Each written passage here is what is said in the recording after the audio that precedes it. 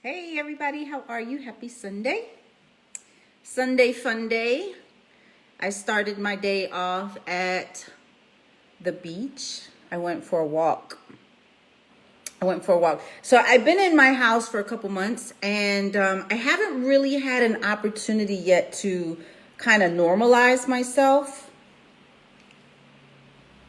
And so I think today may have actually been the first day that I felt like, I woke up and I really didn't have anything really on my agenda. And I just kind of took a moment to, position myself in the morning the way I actually want to experience my morning.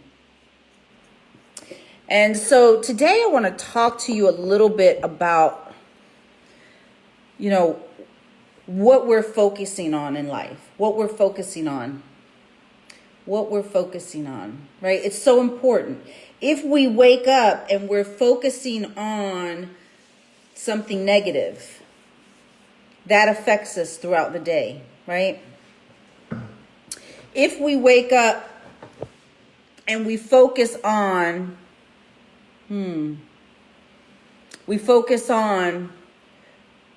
peace. How do I get more peace in this moment? How do I get more peace today? Right? Because how many of y'all know sometimes we can get in a routine? We can get in a routine and it's almost like we are in a particular mental reality. We're in a particular mental reality and there could be a blessing right there in front of you. There could be a blessing right there in front of you and you might not see it. Because what we're focused on is what we see, right? So in this house, I've come to realize that I'm already ready to go on to the next evolution, right? Getting this house was a step for me in life. That was what I was focused on for a while, right? I was focused on getting my home. And it was a major, major thing for me, right? It represents legacy. It represents stability. It represents peace. It represents just home, right? It represents home. But I'm not focused on getting that anymore because now I have it, right? And so sometimes what we're focusing on, if we're not careful, won't be godly. Won't be godly. That sometimes what we're focusing on are trials and tribulations and things that are interrupting our reality. And this hit me this week because two people I know, one person contacted me and they're not doing well. They're not doing well. Sometimes when we get in a routine in life where we're unhappy, see, this is what I told them. You ever hear that saying like things in moderation are okay? But when we pass that point where we're beyond moderation, there's a tipping point. So as long as we're here, it's moderation. But if we do something for an extended period of time and we pass that tipping point, it becomes self-destructive, right? So my friend isn't doing well. Something that was kind of like riding the wave of life can catch us off guard if we do that for too long. Because we're not supposed to stay here. We're not supposed to go past the tipping point, right? Sometimes that could be a job, a career field. It could be a relationship. I knew for me and my daughter, living with my daughter, I had gone beyond the tipping point. That what was once me trying to help her elevate and make sure she had a secure ground so that she could lift off of, so that she could go into the world and have a secure grounding, that it went past the tipping point and it became self-destructive, right? I was no longer any good to her because she needed her independence. She needed to get on her own. She needed to learn how to live. And sometimes that can happen in a relationship, right? That we know we've stayed too long. We've tolerated too much. That it's not in alignment with who we are. That my ideals and my morals don't match up with this person. And yet we stay. We've gone past the tipping point and now it's self-destructive, right? It's like eating fast food. Every once in a while, it's not good for us, period. But every once in a while, it's no big deal. But if you eat it every day and you get caught up in that being your routine for an extended period of time, you go past the tipping point. And something that has a very minor effect on your body could be soda, could be McDonald's. You eat it too long, you go past the tipping point. And it becomes self-destructive. It starts clogging your arteries. It starts putting fat on your body. You become very unhealthy. Your cholesterol goes up, right? You start feeling uncomfortable in your own skin. So today I want to talk about, what are you focusing on, right? What are you focusing on? Because what you focus on is your reality. It becomes like a bubble that you live in. And you might be missing the blessing that's right here in front of you because you're so focused on this bubble you're in, right? So my friend is in a bubble and he stayed in this pattern of life too long. He's gone past the tipping point. My other friend, her apartment complex caught on fire. So this isn't directly what she's focused on, but it does matter what she starts focusing on, right? Because anytime that we experience a tragedy in our environment, a loss of a loved one, a loss of a friend, apartment fire, a loss of a career, the stock market, the housing bubble, the, whatever the case is, a health crisis. If we focus on the crisis, the economy, our anxiety, if we focus on the crisis consumes our bubble, right? And there could be a blessing right here that we'll miss because it's not in the vicinity of our bubble. We can't see past the bubble. Because what we're focused on is limiting our foresight, right? How many of y'all know you got to have a little bit of foresight? You got to have a little bit of vision, right? And so when we're focused, if my girlfriend focuses too much on the fact that her apartment complex caught fire and everything's okay, by the way, it didn't really affect her apartment, but it's smoky and it stinks and whatever else the residual effects are. If she stays focused on that for too long, right, it will begin to consume her mental space. So you got to think about what is consuming your focus, what is consuming your mental space, because that's going to dictate what your reality becomes. So I want to encourage everybody, no matter what you're going through, because we're all going through something. We're all going through something. We're either coming out of a fire, not a fire like the apartment complex, but a tragedy, a situation, chaos, whatever the case might be. We're either coming out of that, we're preparing to go through one,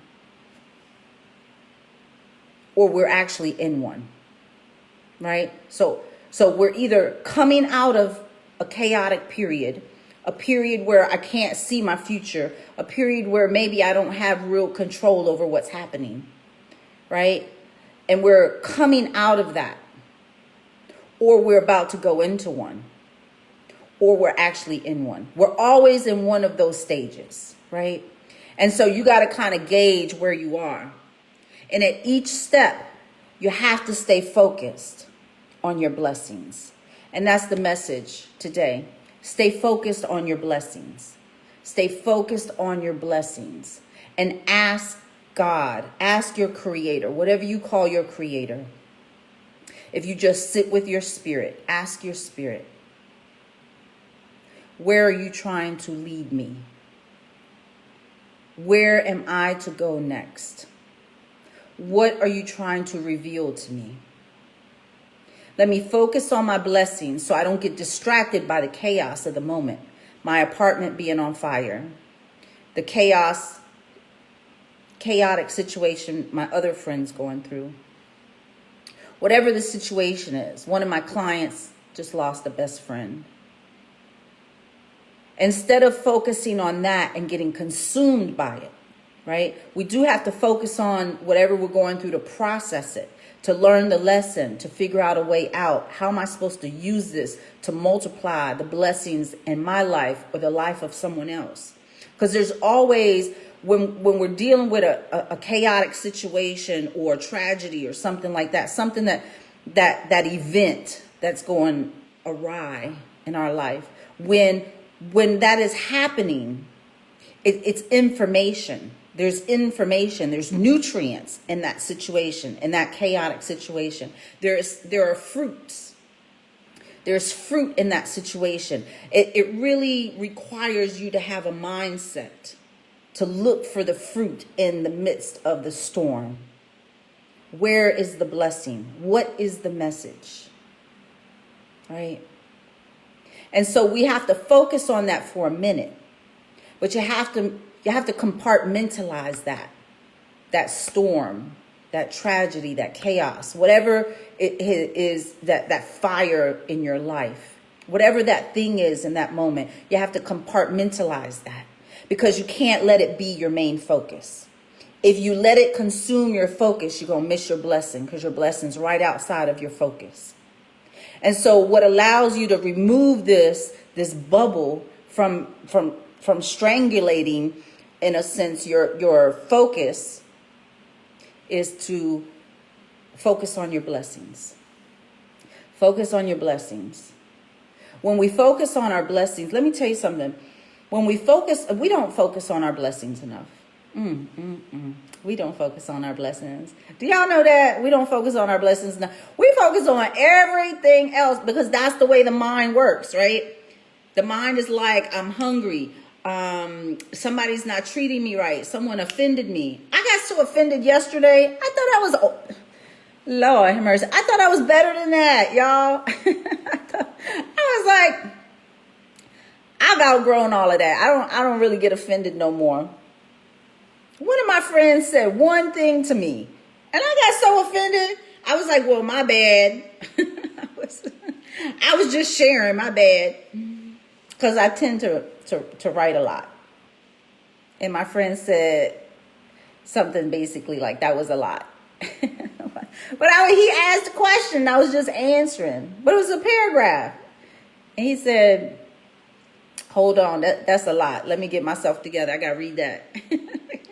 But the way he said it, I got offended. I was like, what you mean? You asked me a question. I'm explaining something. And I got offended, right? So I had to make sure my focus didn't stay there. I had to check myself quick. And I had to focus on my blessings, right? That's how you snap out of it. You got to snap out of it, because if not, the mind works in its own kind of way. And you can't let this thing control you. You can't let your mind control you. If you don't learn anything else in your life, you got to learn about how your mind works. You got to study how your mind works, because your mind is what's causing the struggle in your life. Not the event, not the events that happen, not the death in the family, not the loss of an animal, not the loss of a relationship, not the problems at work, not the people who irritate you, not my friend who offended me the other day. So ridiculous. I'm not as beyond those things as I thought I was. But sometimes that's God's way of checking you. Like, hey, take a look in the mirror. You're not as together as you think you are. So I have to go back to him and I have to say, God, forgive me. Let me focus on my blessings. How can I be a blessing to somebody else? Let me get out of me, because that was ridiculous. Let me stop focusing on my feelings. Let me stop letting my mind tell me what to think. And let me tell myself what to think. I need to think about my blessings. Because if not, my focus would have been about that. Because it made me mad. I was like, don't ask me a question if you don't want me to answer. And then when I answer, you say it's too long. Like, you know me better than that. Don't ask me questions then. Because I'm going to tell you. I'm going to tell you the answer. So I just want to remind y'all to focus on your blessings, right? Because, and not just the blessings that like you want or that you recently had, but I'm talking about the blessings from like childhood. So many blessings. So many blessings. You know, a big thing about us is that we don't help enough people in this world. We spend the majority of our life focusing on us. And don't you know that when you focus on yourself, you're going to very quickly feel negative. That's the quickest way to feel negative, is start focusing on yourself. Because we all have that inner critic. We are all our worst critic. Is that how the saying goes? Our worst, I'm my worst enemy, I'm my worst critic, something like that. You know what I mean, right? We are our own worst critic. Because our mind is created to be that way. So as soon as I start thinking about me, for instance,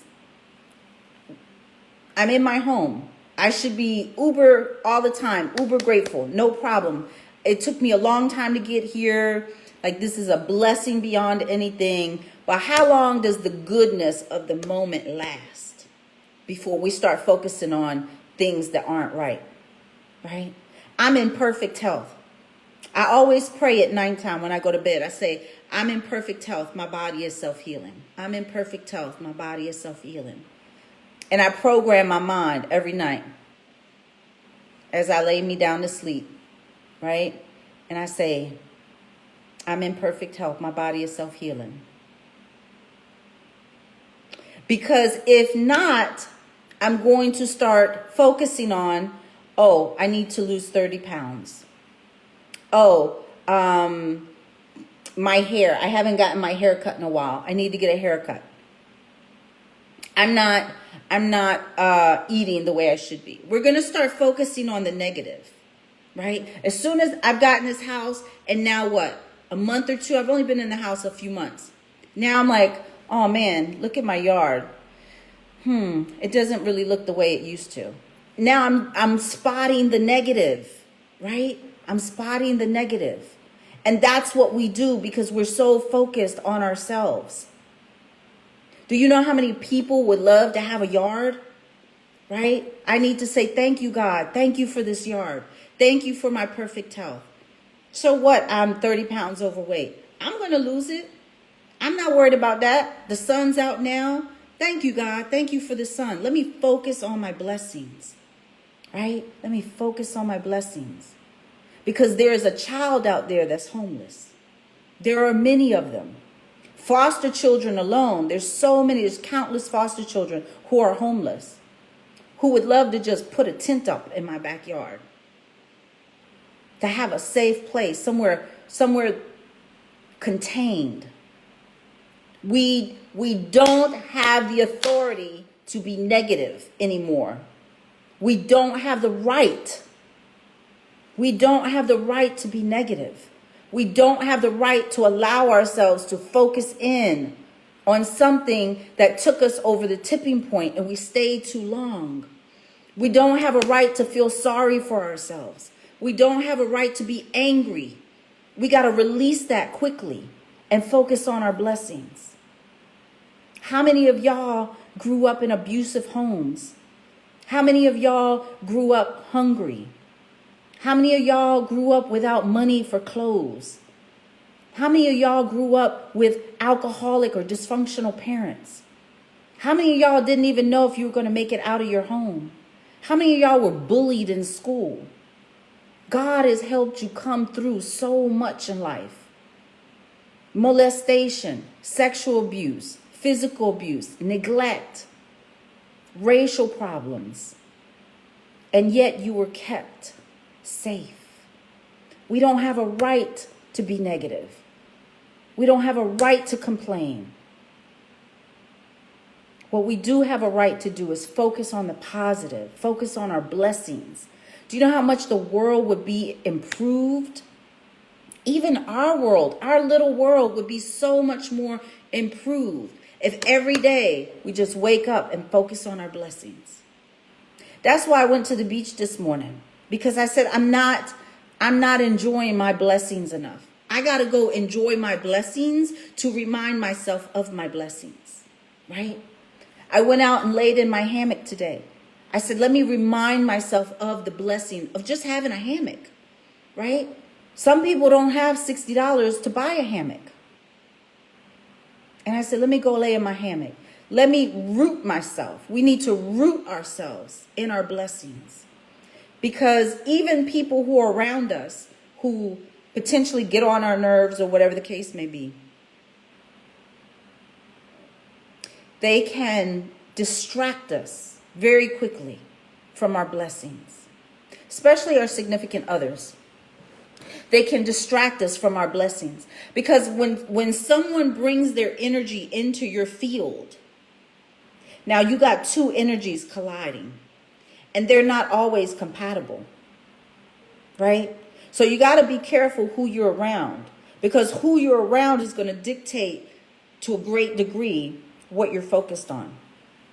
And if you're focused on that other person and not God and your blessings, then that other person brings you over the tipping point. Because at some point, we need to get away from them. If we stay too long, and it could just be a sibling, somebody that you can't really move away from, but you got to create space to compartmentalize your time around them if you can't get away from them, if they're negatively influencing you. Because if you stay too long, you go past the tipping point. And now that person is controlling your focus, right? So I'm just going to close here. I want you all to remember to just focus on your blessings. What you focus on is so important. It's so important because it dictates your energy. It dictates how you feel inside. It dictates how you're going to treat other people. It dictates the energy within your home. And I want to encourage you to just remember. I made a video the other day about the power of remembering. Remember what God has brought you through. Because you don't have a right to complain. You don't. If you're not out here helping other people reduce their suffering, if you're not out here providing housing for homeless children, if you're not out here trying to end world hunger, go to your local food bank and see what they need. Ask them, how can you help? Ask them, how many people do you have come here a day, a week, that can't afford food for their family? We got to be more useful. We got to be more useful and stop complaining. Stop being so focused on the negative. Stop being around people who are negative. If you know you need to change your environment, come on, change your environment. I think I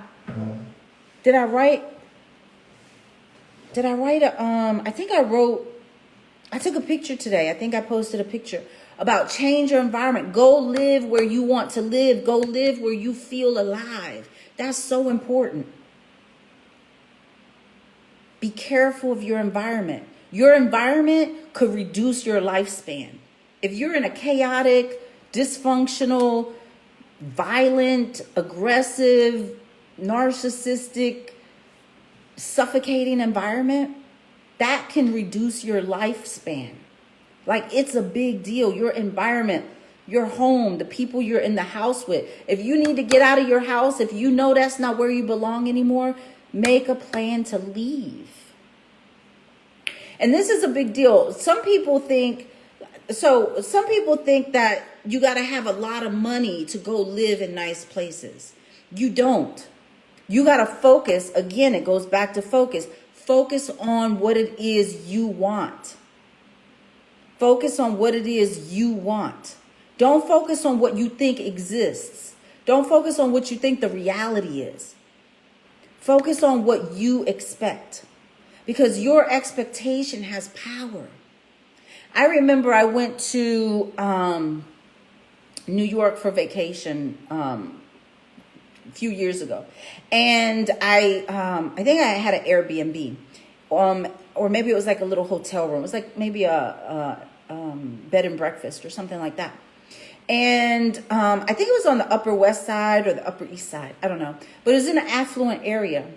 And my friend said, you must be rich or something like that. You must have money. I don't know why people think I'm rich. Everybody. My other friend said, you look rich. You look like you got money. Hallelujah. I received that. So my friend was like, you must have money. Because I was staying in a hotel or Airbnb or whatever in that part of town, in an affluent, wealthy part of town in New York City. And New York is crazy expensive anyway, right? So, and I was like, no. And he was like, well, how are you staying in the Upper East Side or the Upper West Side, whatever it was? And I said, it is the community I want to stay in. You know, I don't want to go, to a less safe community to sleep, right? I want to be in the best community. I want to be in the safest environment. So that's where I'm going to look. I'm not going to predicate where I look for housing, whether it's a vacation or long-term housing. I'm not going to look in the areas that I think I can afford. I'm going to look in the areas that I want to live in, because I fully expect to find something there, right? And it works out every time. It works out every time. So your expectation has power. There is power in your expectation, right? So focus on what it is you want to create. Focus on what it is you can do to help your community. Focus on your blessings. And remember, going back to what I was just saying a few minutes ago, that I